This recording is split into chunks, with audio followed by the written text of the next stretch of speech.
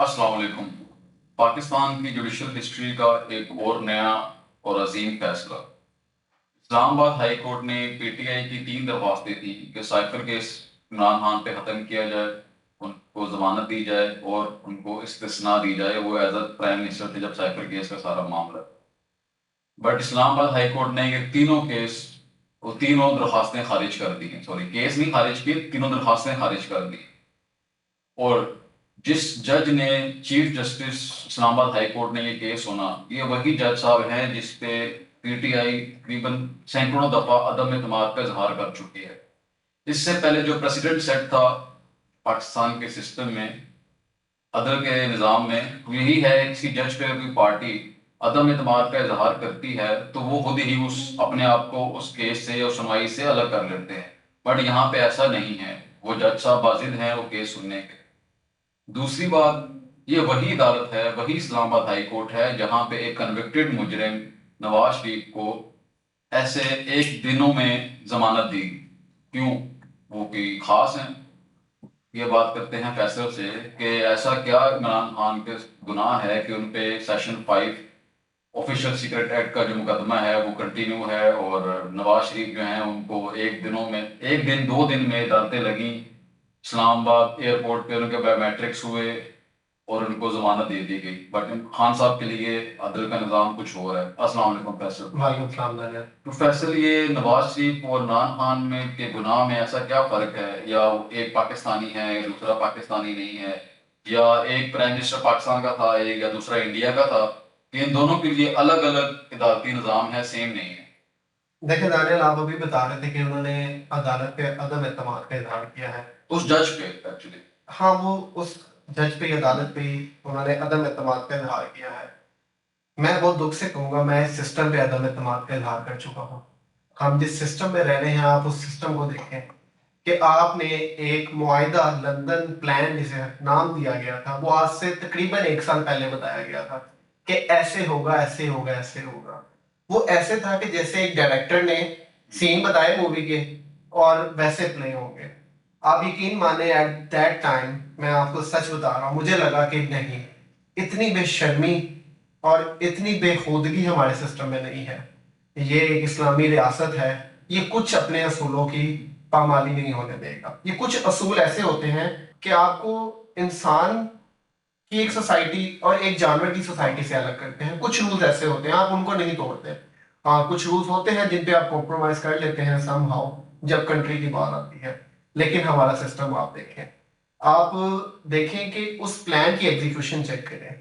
मैं हैरान हूं कि आज तक इनसे फाइनेंशियल ऐसा प्लान क्यों नहीं बना कि ये वो ऐसा फाइनेंशियल प्लान बनाते इस मुल्क में जिन्होंने ये प्लान बनाया, और उस प्लान पे ऐसे अमल करते कि आज आप और मैं इमरान खान को भी याद ना कर रहे होते, हम किसी की बात ना कर रहे होते, आप और मैं बात कर रहे होते कि आज हमने इंडिया को इस फील्ड में पीछे छोड़ा, आज हमने बांग्लादेश को इस फील्ड में पीछे छोड़ा, आज हमने अफगानिस्तान से इस फील्ड में उनको पीछे छोड़ा। आप यकीन माने, मुझे शर्मिंदगी हो रही है ये कहते हुए कि मैं अफगानिस्तान का नाम ले रहा हूँ। क्यों? क्योंकि वो कंट्री था जिसको हमने पनाह दी, अपने उनके सिटीजन को सब कुछ अपना दिया।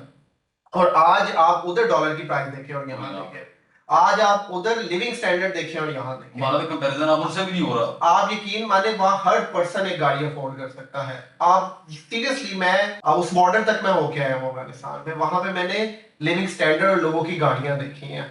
इतना बिजनेसमैन वहां पे ग्रो कर रहा है। पाकिस्तान में जितने अफगानी हैं उन्होंने इतना बिजनेस अपना स्टैब्लिश कर लिया, यहाँ भी किया ना। बिल्कुल, उनका तो चले कुछ नहीं था। आप यहाँ देखें, उस प्लान के एग्जीक्यूशन के लिए आपने सिस्टम की, आप कह लें कि एक लॉन्डी बना के रख दिया है। एक शख्स आया है, उसने कहा लॉन्डी हाजिर हो, पूरा जुडिशियल सिस्टम अपना नादरा का पूरा बैकअप पूरा लेके चला गया कि भाई शाहजहां साहब आए और हमने उनकी बायोमेट्रिक करनी है। मतलब मजाक हो रहा है। आपने ऐसा प्रोटोकॉल किसी पाकिस्तानी बाप को दिया होता, किसी पाकिस्तानी भाई को दिया होता जो जेल में अभी मुजरिम है, तो हम मानते कि यार ये सहूलत दानियाल आपके किसी फैमिली मेंबर के लिए भी है जो नहीं आ सकता लाहौर में बायोमेट्रिक करवाने, उसका उधर ही बायोमेट्रिक कर दिया है। आप यकीन माने, एक पासपोर्ट की रीजनल ऑफिस से बायोमेट्रिक दूसरा पासपोर्ट ऑफिस नहीं करता। आप अभी जाएं यहाँ से गार्डन टाउन के, मैंने पासपोर्ट अपना यहाँ से बनवाना है, वो कहेंगे नहीं भाई, आप उठे आप अपने रीजनल ऑफिस में आके, यार मैं आया तो पासपोर्ट ऑफिस हूँ, मैं इतनी दूर से ट्रेवल करके आया हूँ,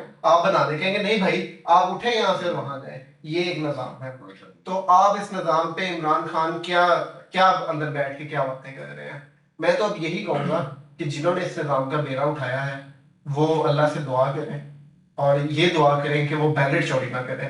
क्योंकि मुझे याद है जब मैं कश्मीर के बारे में पढ़ता था तो मैं हमेशा कहता था कि कश्मीरी को बैलेट चूज करना चाहिए ना कि बुलेट। अपने बच्चों को वो बुलेट दे रहे हैं, बैलेट चूज करते रहे समहाउ चेंज आ जाएगा। अब हमारे यहाँ अगर बैलेट चोरी हुआ तो मेरे पास नहीं वर्ड है कि हम क्या करेंगे, क्योंकि आगे आपका इलेक्शन है। ये जो अभी आपने जिस प्लान की बात, लंदन प्लान की बात की है, वो बना ही तो बैलेट चोरी करने के लिए है। उस प्लान का पर्पस यही है कि आपने बैलेट चोरी करना है। आपको पता है कि इस मुल्क में, मैंने आपसे शायद पहले भी बात की थी कि इमरान खान 1000 गलतियां हैं, 1000 बुराइयां हैं, सब कुछ है। पब्लिक उसको मानती है तो वो ठीक है। आपने पब्लिक ही सुननी है। आपका पब्लिक नवाज शरीफ को भी मानती है तो वो भी ठीक था। बिल्कुल आप पब्लिक ही माने, 2018 हो 2013 हो, जिसको पब्लिक वोट डाले आप माने भाई कि हाँ भाई ये पब्लिक है। आप बिल्कुल ठीक कह रहे हैं। अब आप कह रहे हैं ना कि वो एक शख्स को मान लिया, उसने सेक्शन 5 भी तोड़ा है, सब कुछ किया। उसने कौन सा सेक्शन आपके मुल्क का नहीं तोड़ा। 130 मुकदमे में मुझे लगता है कि सेक्शन कम पड़ गए हैं, मुकदमे ज्यादा हो गए हैं कि अब कहाँ से सेक्शन उसके ऊपर लग रहे हैं। लेकिन लोग साथ हैं, आप बिल्कुल ठीक कह रहे हैं भैया। वही बात है कि जब आपकी पब्लिक इस बंदे को ठीक कह रही है तो आपका निजाम साबित करने पे लगा हुआ है नहीं वो गलत है, वो गलत है, लेकिन पब्लिक उसको एक्सेप्ट नहीं कर रही। डेमोक्रेसी, ये जो वर्ड है ये क्या है? डेमोक्रेसी में क्या चीज है? पब्लिक, अवाम, रियाया, सब कुछ उसके पास है। बट यहाँ की डेमोक्रेसी की डेफिनेशन चेंज है। यहाँ पे डेमोक्रेसी का मतलब क्या है? कुछ आपके मुल्क के 3-4 इदारे, वो पब्लिक यहाँ पे वाकई खामखा है। ये मुल्क जो पाकिस्तान है सिर्फ उन 4-5 इदारों का है, कुछ लीड क्लास लोगों का है, आप और मैं, जिसमें कुछ पॉलिटिशियंस बेचारे हमारे लेवल के आते हैं नीचे के, वो भी खामखा हैं। हमारा कुछ नहीं है, बस आपने देखना है ये इलेक्शंस होंगे, खान साहब को उन्होंने ग्राउंड पे नहीं आने देना। अपने उन्होंने जितना जो उनका फेवरेट पर्सन है उसको वो जिताएंगे, प्राइम मिनिस्टर बनाएंगे।